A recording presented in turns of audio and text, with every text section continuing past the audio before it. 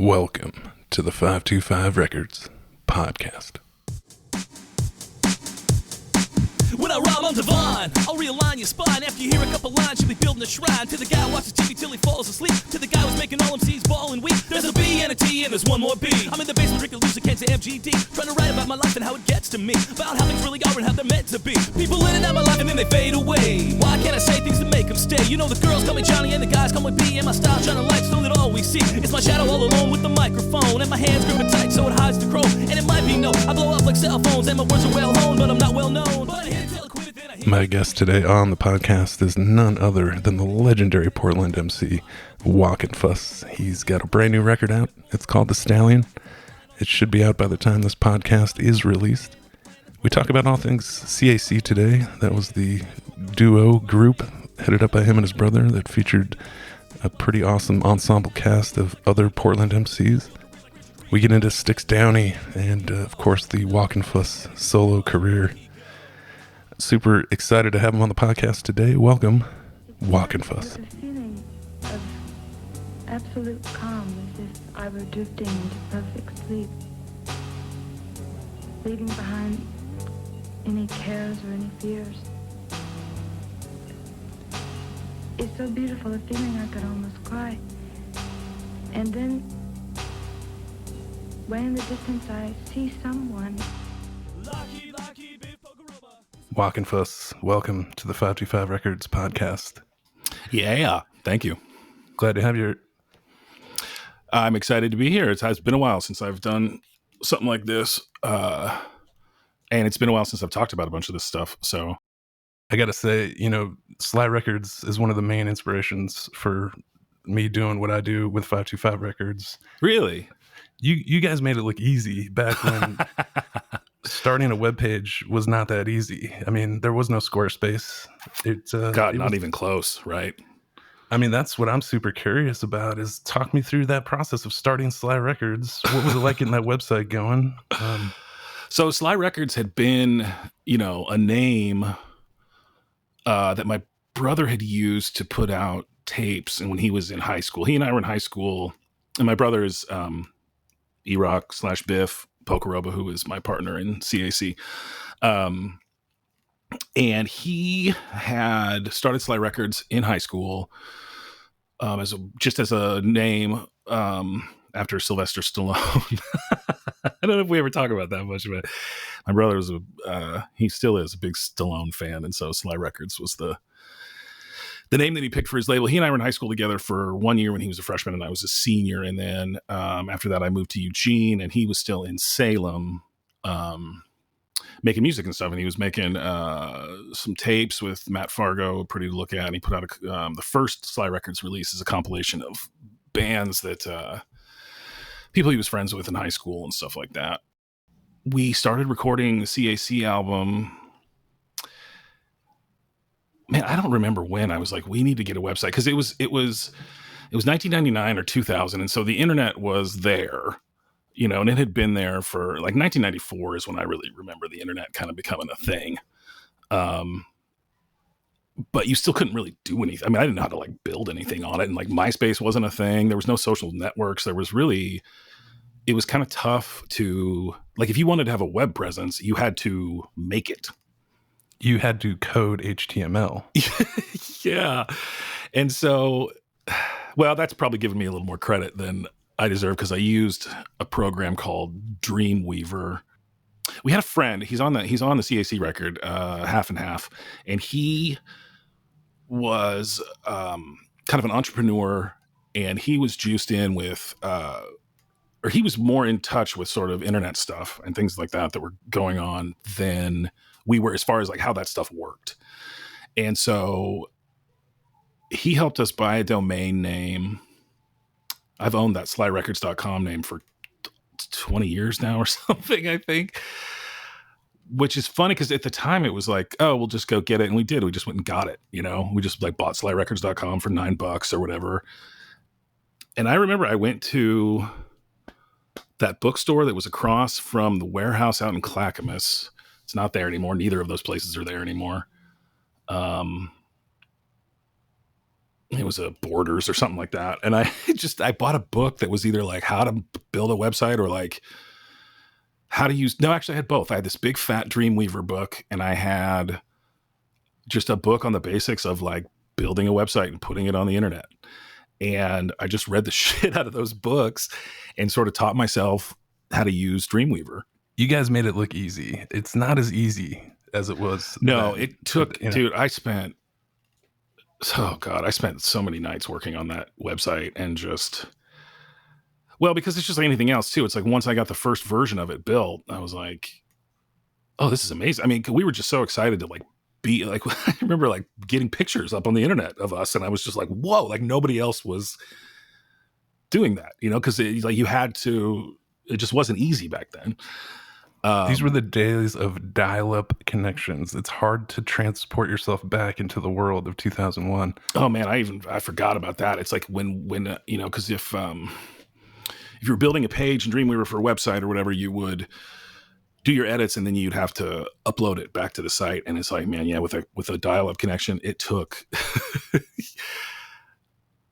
5 or 10 minutes, I feel like, to just get another page up to do an update on it or whatever. And so it was just, that's the thing, is like it was time consuming, not just the work, but also just the waiting. And anybody who remembers the internet 20 years ago remembers that, just waiting for pictures to load and waiting for, and all those annoying like flash intros that websites used to have and stuff. And I always hated those flash intros, so that we both did, Eric and I both did. And so we kind of were just like, let's just make a simple site. We just had a couple ideas of like, well, the first thought was like, if we're going to do this music and if we're going to put out a record, we need a way to sort of have a home base to tell people about it,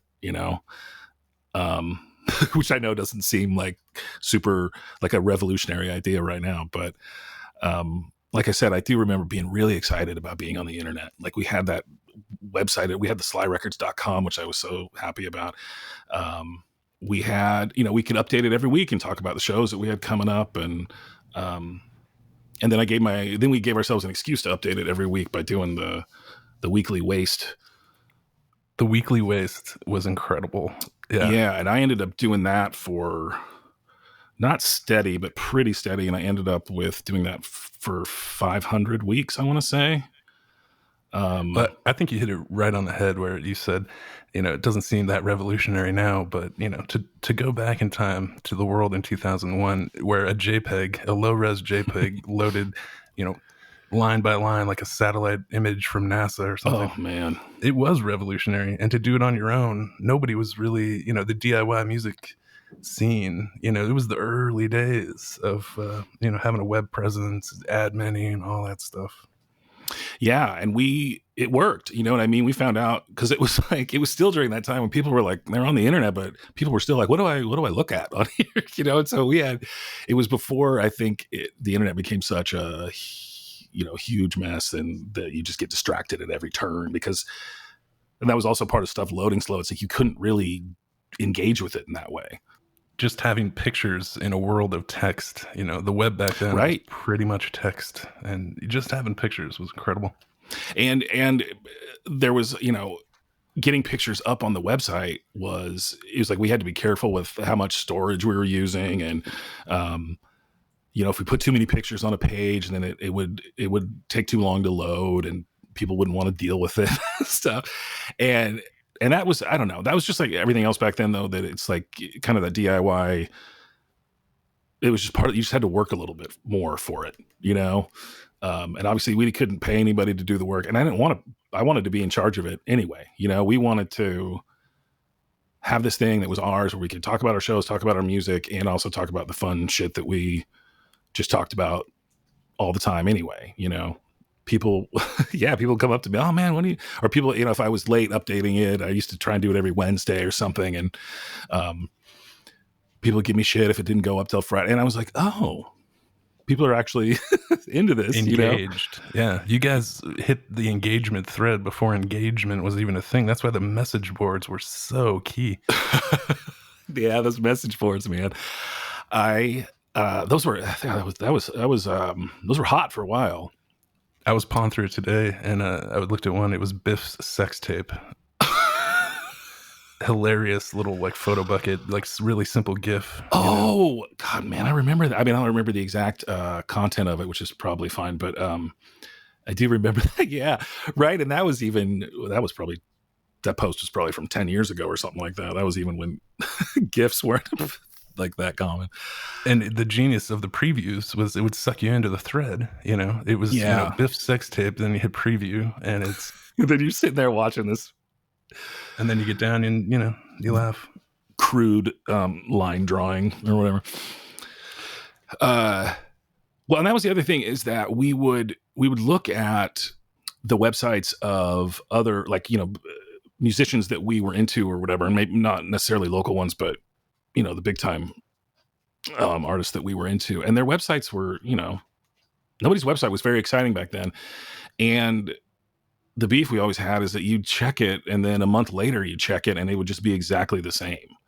And so it just gave you no incentive to engage with that at all.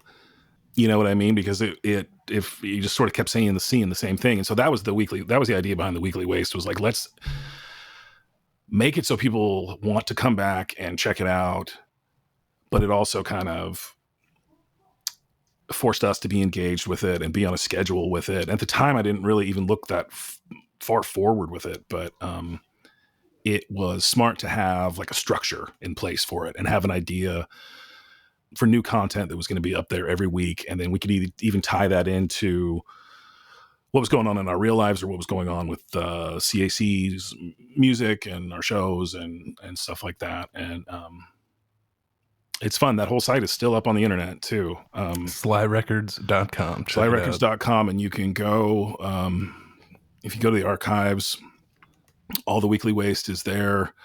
I didn't even realize the board was still live, man.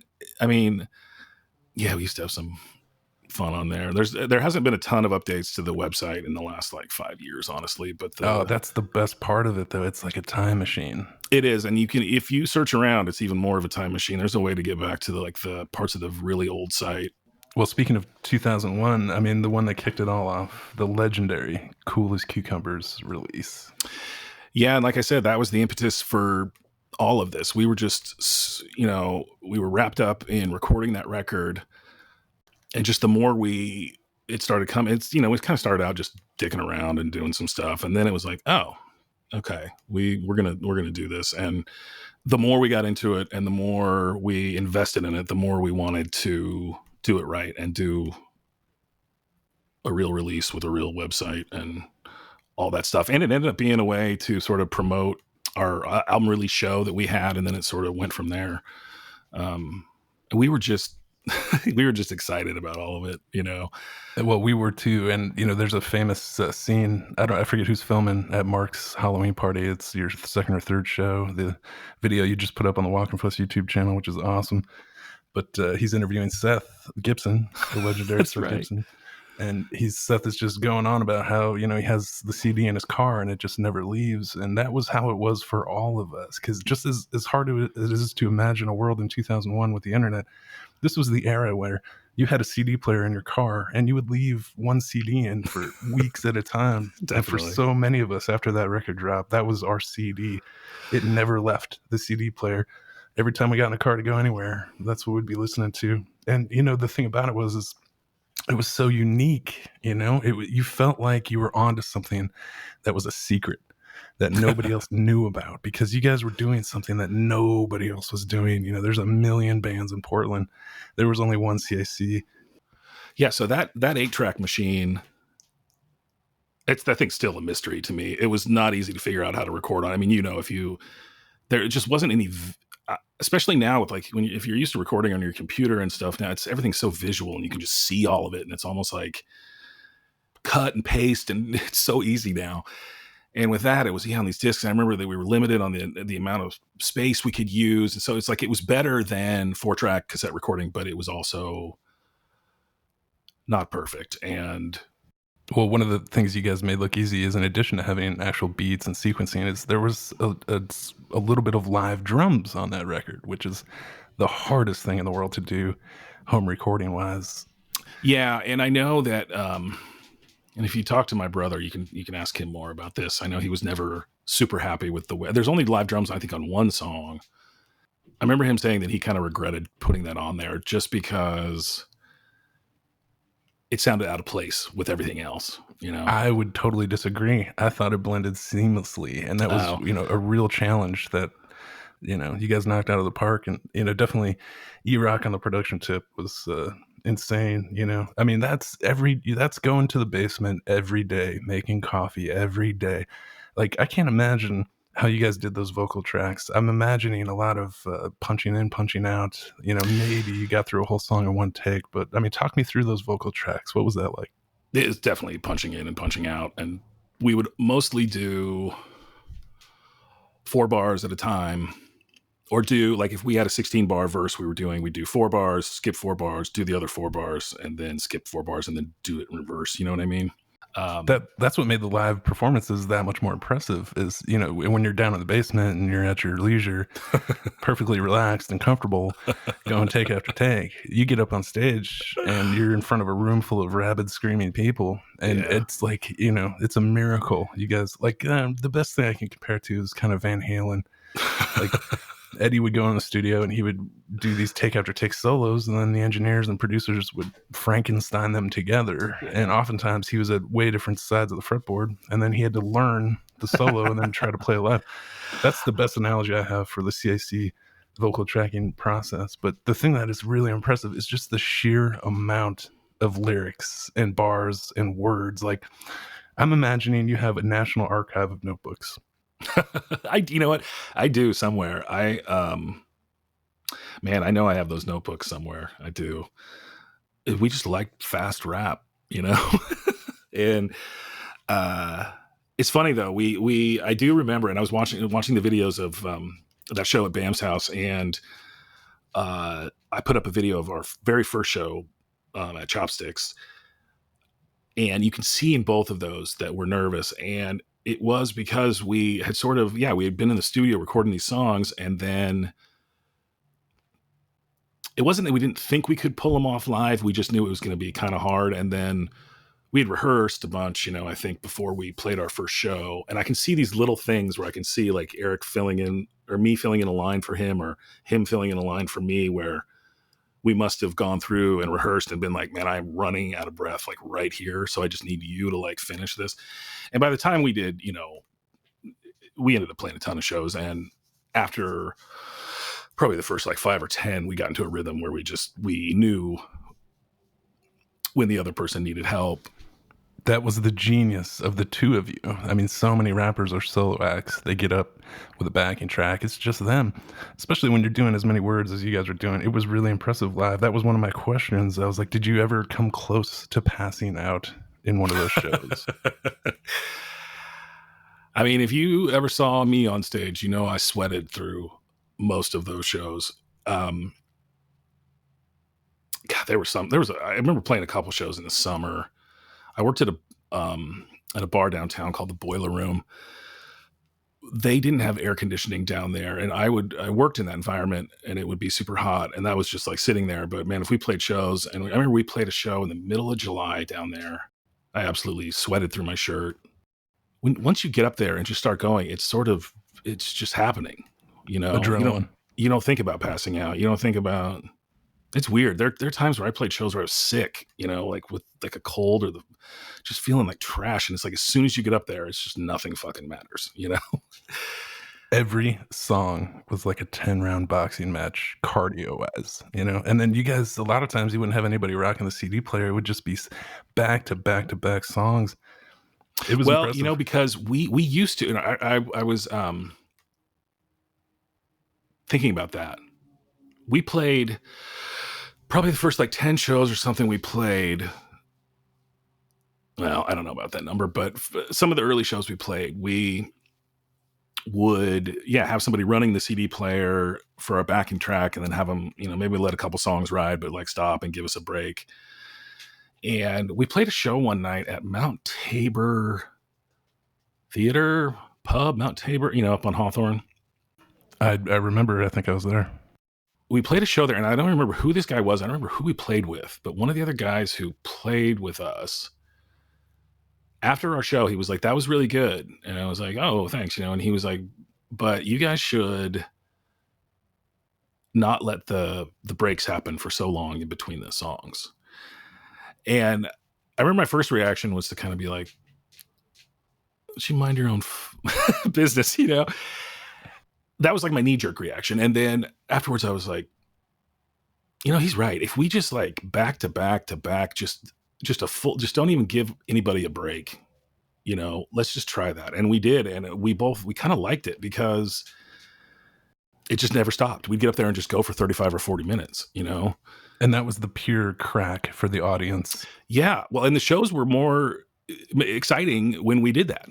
And I like it when bands do that in general, I mean, we've all been to shows where there's just awkward moments and awkward breaks in between songs, or the person with the microphone starts talking and you're just like, man, just get to it, I just think if that guy could really get up there and try to even attempt to do what you guys were doing, I think he'd have a whole different angle on that, And this is why, it was really tough for bands to follow you guys, because you guys were so visually entertaining. The audience was so engaged, and it was just so much going on, so fast paced that, I mean, no mortal band could possibly follow you guys. I mean, where you're playing one chord for 8 bars, do, and then you're, oh boy, I'm already falling asleep compared to the CAC show. I mean, it was pretty crazy.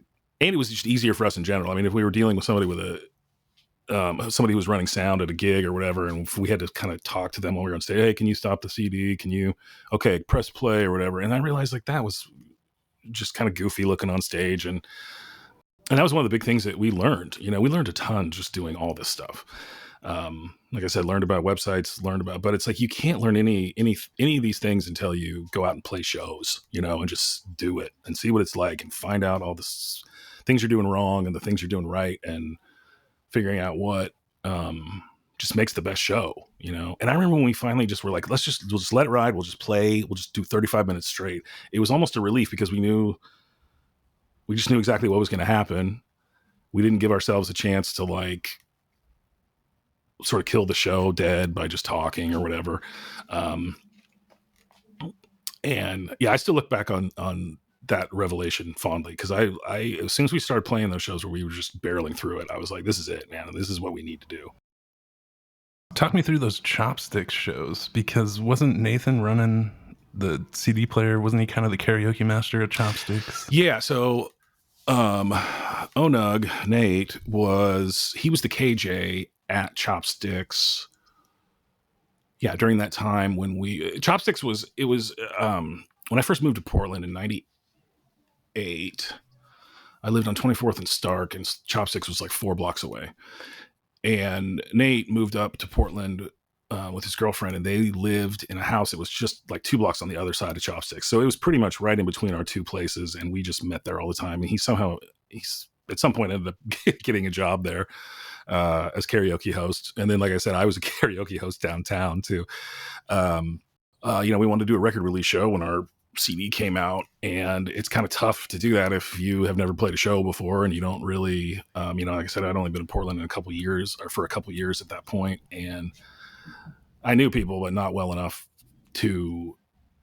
I mean, we could have probably gotten a gig opening for somebody, at the Ash Street or something, but we kind of wanted to do a big show that was with our friends too, and so we worked out a deal with Dave Chow, the terrific gentleman who still owns Chopsticks. It's in a different spot now, but he's still there. And he said we could do an early show. And so we brought the Widgets, and my brother's band Go for Glory played, and Nate's band, the Nudicles, played, I believe. And then we went on at, it was October, and so it's funny. You look at the show now, and it's like it's dark, and it looks like a nighttime show. But I think it was 7 p.m. or something. I think it was 7, maybe 8, because David was like, "Yeah, you can totally do the show. You just can't cut into the karaoke time or whatever." And I was like, "Oh yeah, fine." But that was great because he just gave us the whole place, and he trusted us. And then a ton of people came out, and so he was stoked, and he was like, "Yeah, I'll do this again." A ton of people is an understatement. I mean, it was like watching the Rolling Stones at the Rose Garden. I mean, it was, every song. It's funny. I was watching that tape. I'm like, man, there's faces there where I was like, "Oh God, that person was there," and There was a lot of people there. Yeah, man, we were nervous. It's funny looking at that video. My brother and I were scared shitless because really nobody had. I don't think we hadn't played the album for really anybody that we knew except for the people who were on it and our girlfriends and, you know, a couple other friends here and there. But again, this was like before you could upload music and stuff to the internet. And so there was really, you know, nobody, it wasn't like, oh yeah, I saw you on YouTube or whatever. It was like, no, nobody had heard anything. So all these people, friends and friends of friends or whatever, I think a lot of them came just to be like, just to see what it was going to be like, you know? And who was behind the probably VHS camcorder filming? That was half and half. He did such a great job with the post-show interviews. You know, you guys rock this whole set, and then he's so meticulous and diligent. What'd you think of the show? The audience reaction was incredible. I mean, watching those post-show interviews is like one of the best parts, I think, to me. Oh, absolutely agreed. My brother and I were talking about that in the last couple of weeks, I think, and I am always like so thankful that he did that because I would have never, you know, it was my video camera. I had bought a video camera like a year before or something because I wanted to videotape. I remember thinking that I needed to get a videotape or I needed to get on video like our first show just to have it. And so yeah, you can see in those other videos, it was just on a tripod or whatever. But then we started playing, he grabbed the camera and it's great because it's like really, you get a good view of everybody and everything that's going on, and it's cool. It makes you feel like you're there. And then and he did the camera work, I think, at the Halloween gig too, because it's sort of there's sort of those same post show interviews with people. Absolutely, yeah, which is rad. Back in that time frame, I was working at a place called the Hollywood Liquor Store in Hollywood, Portland. There was a venue right next door called the Blackbird. It doesn't exist anymore, but I was a cashier there, and we used to have to give bottles of Makers for whatever band was coming in that night. And one night, you know, the manager comes in, and it's you guys and the Buttery Lords. Yeah. And which is, you know, one of the few shows I remember, you know, because, you know, in the early days, it was a lot of your friends. But, you know, by that time, this is 2002, you know, kind of maybe mid 2002. And I mean, you guys, that show was packed. You know, the Butteries killed it. You guys killed it. And one of my favorite shows for sure. Yeah, that was a big show. That was our biggest show up to that point. There was a group called the Sucka MCs who were from Iowa, I want to say. And they were coming through town. And so I think, and that was the first show we played with the Buttery Lords too. I think that might've been when we met the Buttery Lords, I'm still great friends with all those dudes, and we ended up doing songs with them and playing a ton of shows with them. And they're great. They're great dudes. I think maybe Nate hooked up the show or something. I don't know. But Sucka MCs was this group led by this gentleman named Cool Z, who is still making music, and he's actually on the Styx Downey record that I did a little bit later. But he's still making music. He's still making great rap music, and he does other kinds of music too. Coolzey, definitely worth checking out. But that was the first show we played where there was like a backstage and a green room, and I remember being really nervous for that show too. I remember my brother being really nervous for that show. I think because there were a lot of people there, and it was one of the first times that we'd actually like, you know, sort of. That was an early show for us, but it was one of the first ones we'd done where there was like a big stage and, you know, elevated stage, bar off the hook. You couldn't buy a drink. It was that venue was so great, and I think everybody knew it wasn't going to last just because that building nothing ever lasts there. And I remember everyone saying, and I can vouch for this, is that they were too nice to the bands who played there. I mean, we got paid, you know, nothing crazy, but like more than we probably should have gotten paid for that show. And I remember thinking like, man, this place is awesome, you know? And I remember hearing that was sort of part of the reason they went under, was because they were actually paying the bands what they deserved. Yeah, I mean, it was crazy because the manager would come in every night. I need a bottle of Makers, a bottle of whatever, Jameson for the band tonight, and I was like, geez. And it was went there to see a bunch of shows, and playing there was super fun. Yeah, and I remember them being super nice and just such a unique little spot too, like on that corner with that weird shaped building. And yeah, that liquor store is a dispensary now, I think. That's one of my favorite Styx Downey songs is Do You Know featuring Cool Z. I mean, that's a sweet track.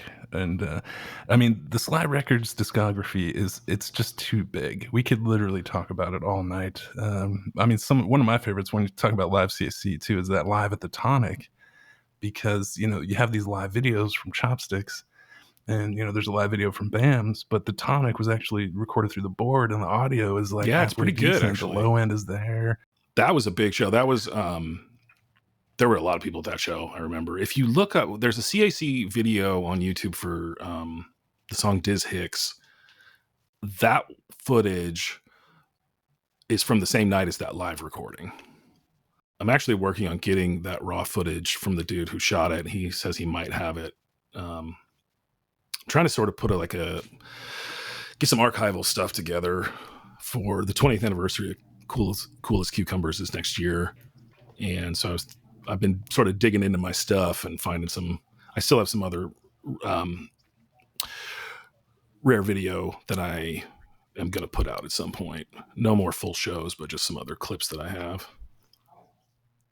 The Diz Hicks video is a must see. If you haven't seen it, definitely check it out. There's a great edit in there. I don't know who shot and edited it, but they were a genius at the time, because you get Biff flying through the air doing this karate kick, and then it does this cross dissolve right into him jumping, doing a karate kick on stage. It is the most perfect edit. And dude, again, like in 2003 or whatever, that was like unheard of. I remember it was a friend of ours named Trip Ross. He still makes videos. He still makes great videos. And he just did that. I didn't even know if he told me he was going to do that. He just came to me and I don't even remember how he gave me the video, but he put that whole thing together, and I was just like, damn, dude, like I was really advanced for the time, you know?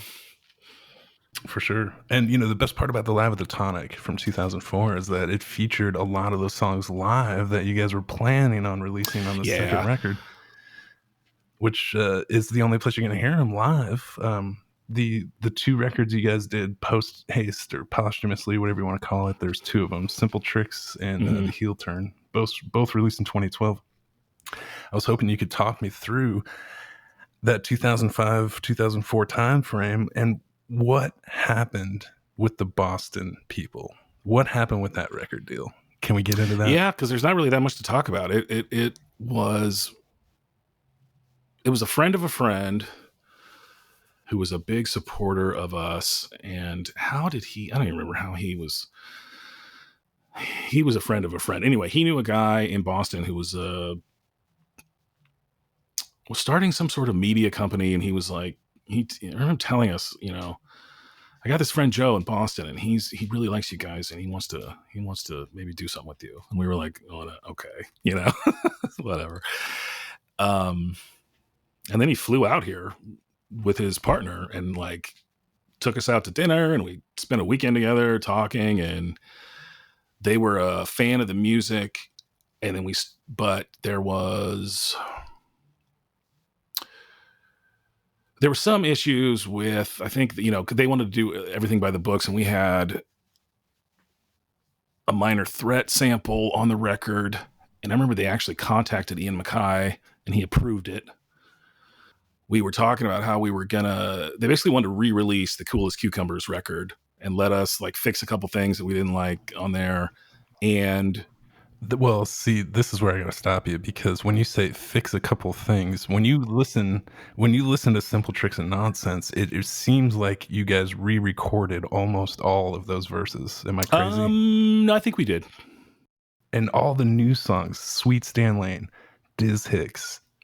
But this is, you know, it was going to be an epic sophomore release, you know, after the CAC Coolest Cucumbers release. You know, the thing about you guys on that first record is the intelligence level. I mean, you're quoting Socrates, you're talking about Bukowski. I mean, really intellectual, literate stuff. You know, you're staying away from all the cliched things. And this is a great segue, because I actually have a 525 listener fan question specifically about your lack of hooks. And was it intentional? Oh yeah, 100%. But the second record, it was going to be so good. And that 2004, 2005 time frame, you guys are still at it. You're still playing shows. You got all this recorded material. And then it takes 7 years to get released. I think part of it was we did get caught up thinking that we were going to sort of re-release the album with some newer songs with those guys from Boston. And so we were focusing on that for a while and sort of rethinking some stuff. But also we just kept recording. I mean, if you check out the Heel Turn album, I mean, it's got 23 songs on it. And those were all stuff that we recorded post Cool as Cucumbers, and just never, I don't know what happened. We just never got them solidified into a second record. And my brother might have a better recollection of why that didn't happen. I mean, a lot of it was just life stuff. We just were getting older, and my brother was getting married, and he eventually moved down to Salem. We never even came close to getting the second record out. Like the Simple Tricks and Nonsense one, I mean, that was pretty much, we must have just been focusing on that and just we were thinking that was going to come out, and then we were going to follow it up. And then at some point, the guys in Boston were just like, never mind. Just to remaster 18 songs in an actual mastering house would have, been a pretty... Yeah, and they paid for that. I remember them, that was part of... And see, we got to that point. I remember it almost happened, and then all of a sudden it just sort of fizzled out. And I think that may have led to us sort of like, just feeling like we had sort of been working towards this thing, and like kind of not... Because I remember I was really suspect of the whole thing from the beginning, because I was like, what? And then when it sort of became real, it was like, oh, all right, well, maybe, because, it was like, man, maybe we can like go on a little tour or something like that. They were talking about that. I was like, that's not crazy, Most bands have this little tight compressed window of insane creative drive and inspiration, usually about 4 years, and if you're lucky, you have some recordings after you break up and everybody goes their separate ways. I know so many bands. One of them that comes to mind is Rasmussen. These guys practice at the house, for a couple of years, and they had this whole set down of these incredible songs, and they never recorded a record. They broke up, and nobody will ever hear those songs again. They just vanish. And they didn't even record like demos or anything like that? I've got a couple of basement home recordings that I'm working on, but yeah, nothing ever professional, which is why when you do go make an effort to make a professional presentation, it stands the test of time. I mean, you can listen to CAC today, and it really ages well, I think. Yeah, thanks. It's getting better with time, for sure, because of it's got a unique value. It's not like every other indie hipster band in Portland. You guys are doing something that nobody else was doing. I mean, even the Butteries, like, you guys had really different styles, the same kind of feeling, atmosphere. But that's what was great about playing shows with them, is that we were similar but not, and so I thought we complemented each other well. And like I said, I just love those guys, and we had a good time playing with them. And, we ended up doing there's a song on, I think it's on the Heel Turn, called Megaforce, that they're on, and I love that song.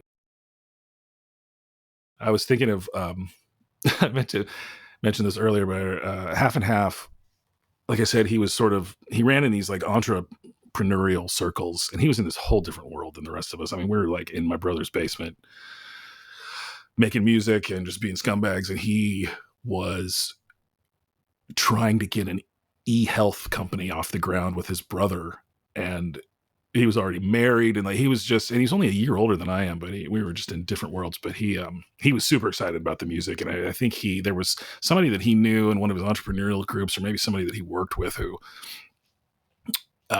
was maybe interested in supporting musicians or putting out a record or doing something like that. And so he took, and maybe he had a copy of our CD before we released it or something, but he took it to his friend and was all excited about it. And he told us that the guy said, this just sounds like a couple of dudes like sitting around in their, I don't know if he said basement, or he might have said bedroom or room or something like that, just like looking at the walls and looking at the posters on their wall and then just writing about that or whatever. And I was like, uh-huh.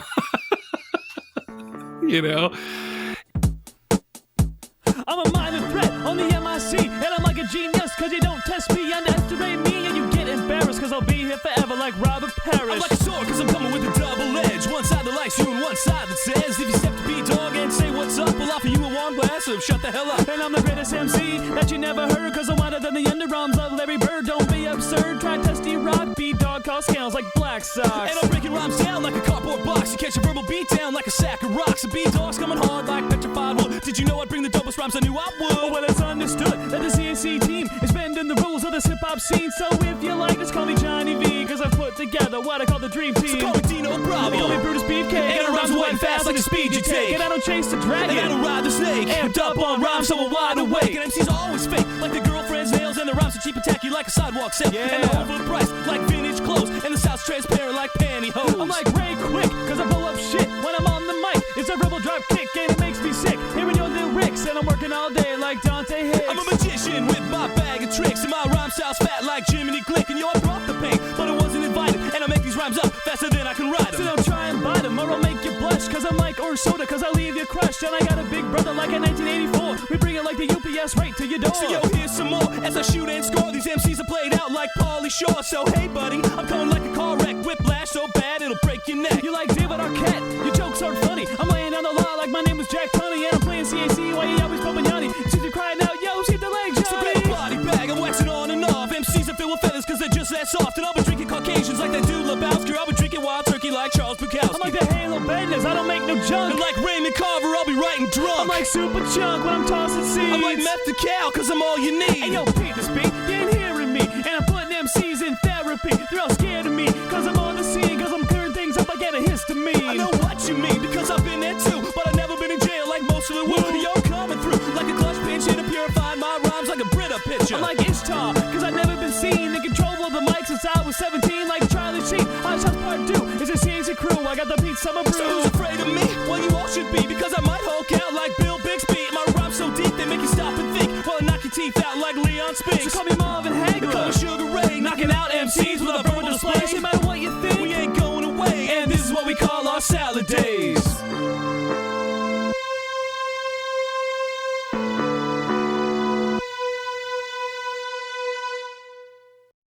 I've heard that a million times. I never realized that was a Minor Threat sample. So that little guitar part right there, it's just just that little bit, man. And you have to ask my brother about that. I remember that there was it was a hassle for him to even like get that sample to work because of the limitations of the 8-track or something. I don't know. Shit was difficult back then. Man, I hadn't heard that song in a while. That's a good one. But that's an example of like, I know we sat down and, it's like we had done some songs where he rapped and then I rapped or vice versa.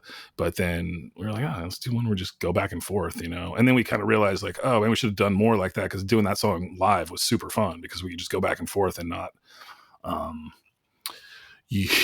out of breath trying to do 20 bars or whatever. And I can't remember how I started Styx Downey other than I just sort of realized that my brother and I weren't going to be making music together anymore. And I wasn't done rapping. And I had sort of settled down a little bit. It was around the time that my now wife and I got together.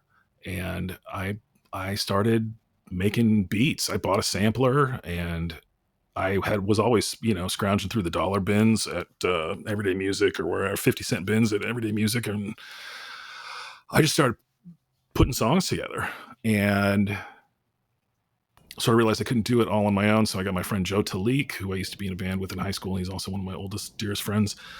He came in and did bass on it. And then I met this girl named Whitney through a friend, and we ended up hitting it off, and she wanted to be a part of the group. So she kind of became my hype girl. And I worked on the album, a lot of it, mostly by myself for a couple of years, and really spent a lot of time on it. And it was at a time in my life where I had sort of, I was just shifting my focus on what I was doing with myself. And so I was home a lot more and teaching myself to use Logic on my computer to record and getting to know the sampler and just learning how to make beats. And I ended up spending a ton of time on it and was really proud of it. And I had Lee Marble from Buttery Lords master it. And That's what I was going to ask. oh wait, did he master it? No. Fishboy Studios. Yeah. In the credits, there's Carl and Lee. Okay, Fishboy. Lee did. Yeah, let me get this right. Lee mixed it. That's what he did. And then Carl Saff mastered it. Carl Saff masters everybody's stuff. You just like mail him. That guy is, you see, I've seen Carl Saff's name on so many albums now that he did mine 10 years ago. Nobody gives mastering enough credit, you know. To me, that's Styx Downey, When the Bell Changes Hands. It's such a like a cross-pollination of CAC and what would become the Wockenfuss records. Because if you didn't know any better, you'd think maybe E-Rock did these beats. You know, they're so in the same vein. And, you know, the other thing I was going to say, just a big shout out to Talik, who played bass. Man, there's some really awesome bass lines on that record. And, yeah, just some really, really cool vocals and, you know, just the production quality, you know, it's kind of like the second CAC record where it got kicked up a notch. Yeah. All of a sudden the samples, the sampling is better. Everything just sounds better. The bass is there. It's, I mean, not better, but just in a different vein, you know? Yeah. And, you know, Styx Downey would be, it's kind of the best of both worlds. And it's also like those people like us that were missing those second and third CSC records. You actually had Biff do a couple of guest spots on a couple of songs, and it's such a beautiful blend of both worlds of the prior CSC recordings, you know, the new project, and what would become Wockenfuss. So it was fun. It was cool. It was different. You know, making music with my brother is the best because we, you know, obviously go way back, and we just agree on so much stuff. And if we ever argue, we're just free to argue with each other because we're brothers, you know, and we can talk through stuff really well. So I was spoiled in that regard for a long time because having a partnership with him was relatively easy in the whole, you know, it's amazing that any band can ever stay together for any amount of time, honestly. More than 4 years. And you know, Biff coming back for those Styx Downey guest spots, it's a lot like, you know, Mike Tyson coming back into boxing. I mean, it was epic, I thought. Yeah, I hope so. The songs that he's on there were ones that very well could have been CAC songs or, you know, the wrestling sort of songs. And I honestly wish he was on that record a little bit more, but he's always been really resistant to digital, like recording on his computer. He finally just started using GarageBand literally like a couple months ago and was like, oh, this is easy. I'm like, yeah, no shit. It's 2020. They've made this stuff really simple now. That's what I'm saying. The revolutionary nature of what you guys accomplished in 2001. From the DIY, we're going to make an album, we're going to put it out ourselves, we're going to record it on a brand new piece of technology, a digital 8 in the basement. We're going to mix it, we're going to, you know, put it out ourselves, and we're going to make our own website when nobody else is making websites. It wasn't as easy as it is today back then. I just think what you guys accomplished is very special. You're talking about archiving and saving everything. You know, your YouTube channel is so genius because you have all these old wrestling tapes. And if you haven't seen it, check out the Wockenfuss YouTube channel. He's got some, if you're into wrestling, you're going to really love it. There's some videos that have really blown up organically for you, like, you know, the rocket fuel video. And oh God, man, those were some of the first things I ever uploaded to YouTube. There were some old wrestling tapes I had, stuff that Eric and I actually recorded off TV when we were kids. And again, this was like before there was a ton of stuff, you know, now this stuff is all over YouTube or whatever. But yeah, I uploaded some just wrestling. I know a couple of them have, you know, almost 100,000 views or something. That's also over the course of like 12 years. Dude, Load the Spaceship with Rocket Fuel has 250,000 views. Oh, does it really? There are several 100,000 plus view videos, and it's because, you know, you get older and, you know, you can't, it's like a time machine. You've stumbled upon the time machine unless you have that VHS tape and you upload it. I mean, it just vanishes into the ether, just like Rasmussen. Yep. I think it's beautiful. One of my favorite videos on your YouTube channel is the Aerobicide video. Oh, nice. Yeah, that's like that's probably my newest, or one of my newest songs. Dude, I mean, I think it dropped last year, right? Like October last year. Yeah, so I've been putting out a song every Halloween for the last 10 or 11 years, I want to say. A couple of them were under the Styx Downey name, the first couple. Actually, one of the Styx Downey songs that I did for Halloween called Night of the Demons has actually gotten some pretty decent views on there too. And the director of that movie, the movie's from 1988, I want to say, contacted me about putting that video on like a future DVD release or something. I don't know. I think that's going to happen. I feel like that was a while ago, but that was kind of cool. Styx Downey went on after the bell changed its hands to release a couple of singles in that sort of genre. I believe there's Chud. Yep. Chud 2, Night of the Demons, 976 Evil. Yep. And all good stuff that you got to check out on the Wockenfuss YouTube channel. Yeah, I think all my most of my Halloween songs are on there. I made videos for most of them. And then, when I started doing that was around like the Styx Downey record came out in 2009. And then I think by about 2012 or something, that had sort of run its course. And then I was, 2013 saw the release of Uninvited, which is, I think, the first Wockenfuss. Yeah, that makes sense. And that was when I was like, I'm just going to start just calling myself. That was the birth of Wockenfuss, which it was the birth of my solo shit. The Great Heart Puncher would follow that, which is another epic release. And then, speaking of Halloween, that single for Aerobicide, which is the video, is off the Halloween album. Yep. I mean, the discography is so deep. We could talk about it all night. But, dude, tell me about the new album that's coming out. Yeah, let's talk about that. This is actually the first rap album I've put out in probably since Styx Downey, I guess. It's a bunch of songs I've been working on for the last 10 years. The record's been done for like 3 years. And then my wife and I had a kid, and my life has just changed a lot since then. But I finally found the time to like get it mastered and get all the artwork done and everything. And basically it's a collection. It's kind of a meld of the Great Heart Puncher. It's the Great Heart Puncher. I don't rap on that record. There's 20 some songs on there, and it's all just my beats with wrestling samples over it, because I was just really into that at that point, and I liked what I was coming up with. And there's some songs like that on the new one, and then there's a bunch of rap songs on there too. And my brother's on a couple songs. I don't think there's any other guests. Is that right? Talik plays bass on one of the songs, which was an old Styx Downey song. This is why I'm looking forward to this record so much, because it's kind of like a rebirth of the ensemble, I'm really looking forward to it. I wish we can have some samples. I can't wait for it to drop. When do you think it's going to drop? I mean, what's in your the plan? Next week or two? There's 2 songs from it are up on my YouTube channel right now. Con Kid is, I guess, the first single or whatever from it. I put the video out for that a year ago or something. And that's one of the first songs on the record. And then I dropped another video for a song called Anything That You Want Done, which is also on the album. And I put that video out a couple weeks ago. So those 2 songs are there, and those are as they will appear on the record. And then there's, 15 other tracks, I think. Yeah, I'm excited about it. It's I haven't unveiled the cover art yet, but well, actually, you can see part of the cover art. If you go to slyrecords.com, on the front page, there's a picture that is going to be part of the cover art. And then anybody that wants to follow you on Twitter, it's at Wockenfuss on Twitter. You can check, like, wockenfusswins.com is my website. And then I'm on Twitter at Wockenfusswins. And I think it's just youtube.com/Wockenfuss.